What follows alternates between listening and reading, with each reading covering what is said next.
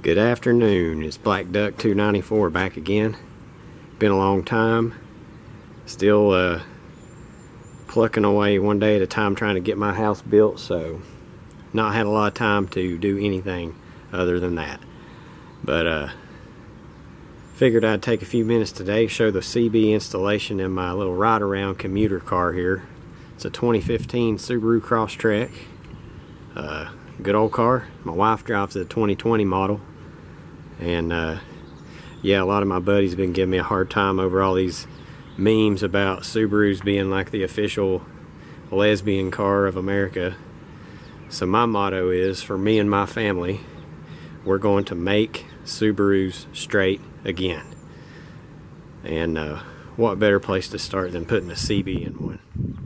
So I got this car so I'd have something to save gas driving back and forth to work in, because my old heavy Chevy there is not too friendly on gas, and it's getting a little age to it, and it don't need to be beating up and down the interstate 40 mile 50 mile round trip a day.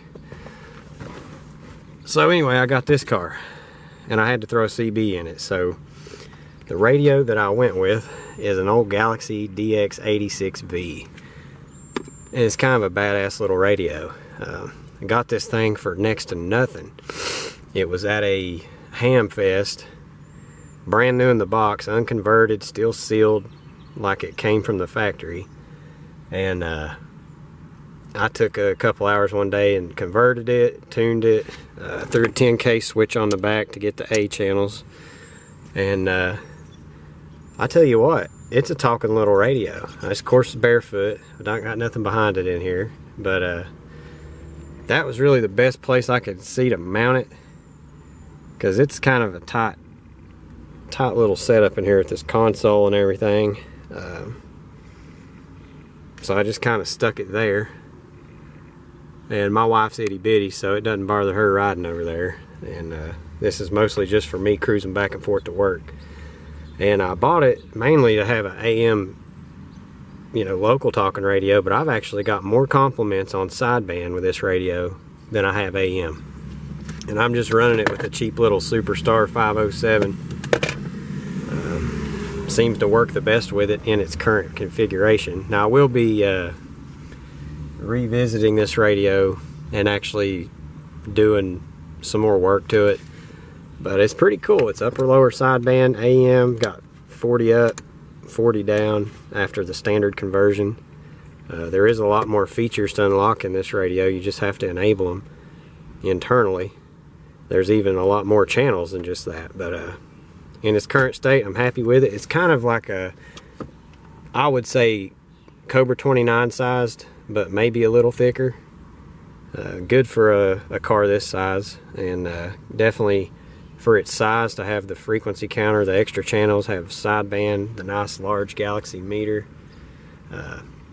It's a good radio. It's a shame they don't make them anymore. If they still made these, I'd probably go buy 2 more of them. And the only other thing I did was unplug the Starlight display, because it puts that buzzing noise in the receive. I just can't stand it. I mean, the idea of a Starlight display I like, but the way they implement it with these is just a no-go for me. And then I got my little handheld here I use for mainly GMRS and listening to the police over here, because they're on DMR. This is a analog DMR handheld. It's a B-Tech 6x2, and I've just got it on this little cup holder mount. Kind of cool. Now I'll show you the antenna. Well, before we get to the antenna, I'll show you how it's mounted. I've just got the stock bracket bolted to this plastic, and then I've got LMR 240 coax, and then I did change the power jack out for an XT90, a little heavier duty power cord. And then there's the 10K switch on the back. I used the PA jack hole because this radio does not actually have PA, so it's got the hole with a little chrome sticker on it, so it was perfect for this switch. And the power wires run straight to the battery. Nothing fancy. So for the antenna, I got this adjustable fire stick bracket and mounted it in this little corner in a way that I could adjust it where the antenna was pretty much straight up and down level. And the antenna I ended up going with was a 5-foot Wilson Silver Load tunable tip. Top load antenna. Has the little ground matching lead, but that's not necessary to hook up if you're grounded properly to begin with. And it's a good antenna. I like that it's white, matches the car. Originally I had my 7-foot skip shooter on here, and it was a lot of antenna for that mount. It was kind of flexing it a little too much, and it actually didn't tune out as good as this one. I got a perfectly flat tune out of this, and the best I could get with the skip shooter was like a 1.2. But so far so good. It's been a good little setup. I think here before long, the next day I get where I've got a few hours I can play, I'm going to figure out a place to put my little 3-made 2-pill in here. I don't really know where. There's no room in this car. Probably have to bodge it back here behind the seat and wire me up a remote or something. But I think this 86V, it does a good clean, 28, 30 watts PEP. Cruise that 2-pill all day long, no problem. So that'd be a mean little setup, but stand by, we'll see what's going on. CQDX, CQ, CQDX, UDX 294, Tennessee Mobile, we're trying.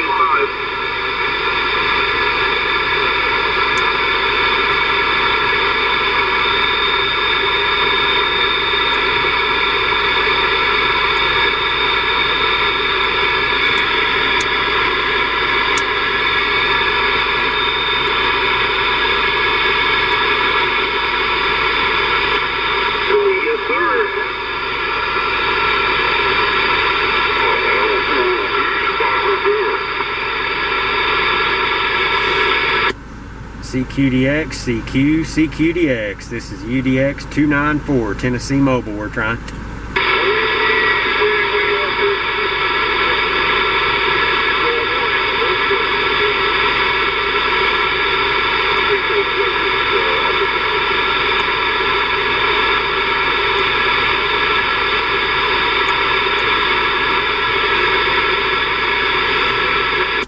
CQ, CQ, CQ. This is UDX 294, Tennessee Mobile, we're trying.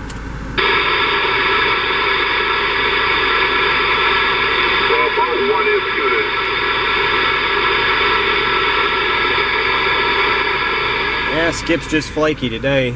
I actually, prior to getting home here and changing the battery out on this car, I made like 3 contacts to Missouri, 1 to Detroit. Just cruising through town on this radio, so. But it was a lot more activity. That's been about an hour ago. It's kind of sounds like it's slowing down a little bit. But this is a killer little radio, and like I said, I hate they don't make these anymore.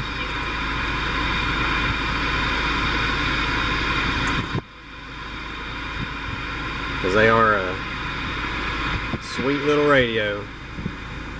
Has everything you need. It don't have a lot of the fancy bells and whistles. If you're not familiar with these, they got the nice big Galaxy S meter, 4-pin front mic jack, variable power dimmer, which is important with these blue lights. That's the only thing I really don't like, the blue lights, but that's just me.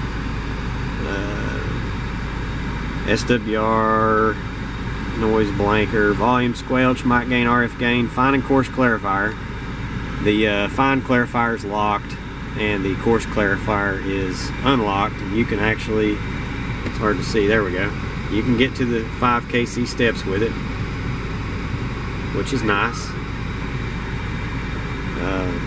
AM upper lower sideband, 3 bands, 40 down, 40 up. Sweet little radios. Like I said, there's a lot more features in these things that can be unlocked. and I'm probably going to revisit this on the workbench down the road. When we get the house done, I get to put me a nice new bench together and get to playing with radios again. But if you can find one of these at a good price, I'd say get it, as long as it's not all hacked up, butchered up. It's a sweet little radio. Really, really like this layout and this size and the features that it has. So that's my little 86V and my little Crosstrek. And then for GMRS or Ham guys, this is what I'm running, and pretty much just take it with me everywhere. It's a B-Tech 6x2, kind of an Anytone 878 knockoff. But it does good, excuse me. Got the crud over here. Like everybody else in East Tennessee right now has got the crud. Yeah, this is a pretty cool little radio. I like to use it to listen to law enforcement, mostly around here, because they're on DMR. But yeah, listening to the police. That is my mobile setup here in the little Subaru. Hope everybody's having a good summer, rolling into it, staying safe, staying cool. Appreciate all you subscribers who stuck it out and supported my channel with the limited amount of content I've been posting. But rest assured, when we get the house done and get moved and I got time, money again, we will be doing a lot more radio projects. I've got some really cool projects coming that I really can't wait to get into, and some of this stuff might come up for sale if anybody'd be interested in it. But until next time, enjoy the DX, enjoy the radio.